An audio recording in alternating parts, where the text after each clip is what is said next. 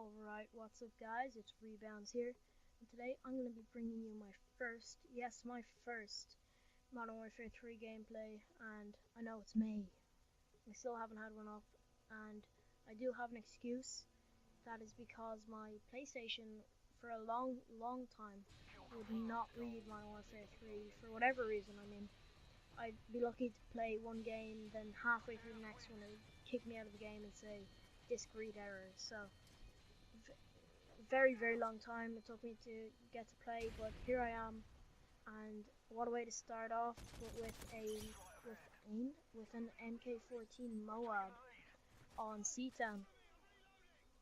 And I have another MK14 gameplay that I do hope to bring out to you soon. I go 32-2 I believe on Downturn, which is by far my least favorite map. And I'm using the killstreaks, the Predator, Reaper, and I believe the Pavlo, and my Pavlo does work, let's just put it that way. It was very nearly a 32-1. Unfortunately, I do get screwed over by lag, so that's just a little heads up for that gameplay. And my class setup here was very, probably my favorite class setup for the MK14. It is the MK14, obviously, with red dot sight, as you can see, with my secondary being the MP9 silenced.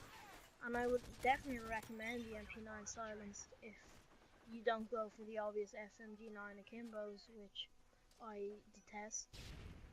And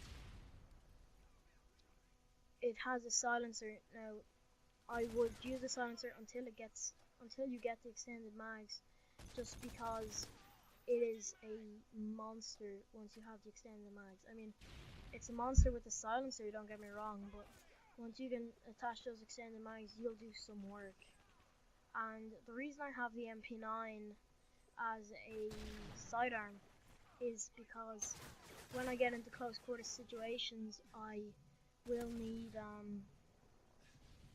a reliable secondary weapon, which I find the MP9 to be. I mean, the FMG9s are all great, but as you see later in this gameplay, I run out of ammo in my MK14, even with the specialist bonus.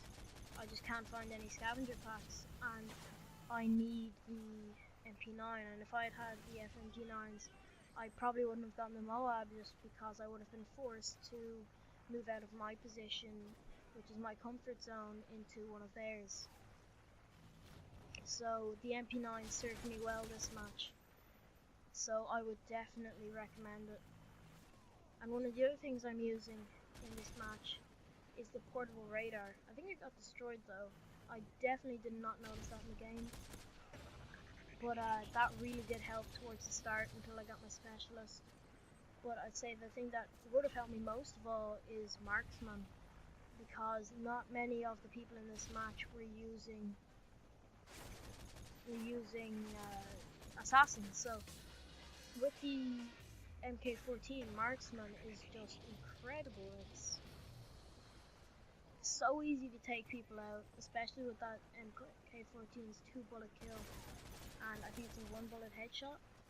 But I like, a lot of people don't seem to like this gun, and I really don't understand why. I mean, it is a very strong weapon if you know how to use it right, because I think it's obvious that you can't just run and gun. You do need to place your shots, like you saw me do there. If you go for, well, that probably wasn't a good example since I missed the first guy, but if you are hitting them in the chest, I mean, the recoil will often bring you up to the head, but even if you don't, as you see there, like, you can dispatch them so quickly with that 2-bullet kill if you have a good trigger finger. And I think I had kick on it as well, which helped more. There's not much I can say about the gameplay, because I did just stay in this general area, because there is so many good sightlines from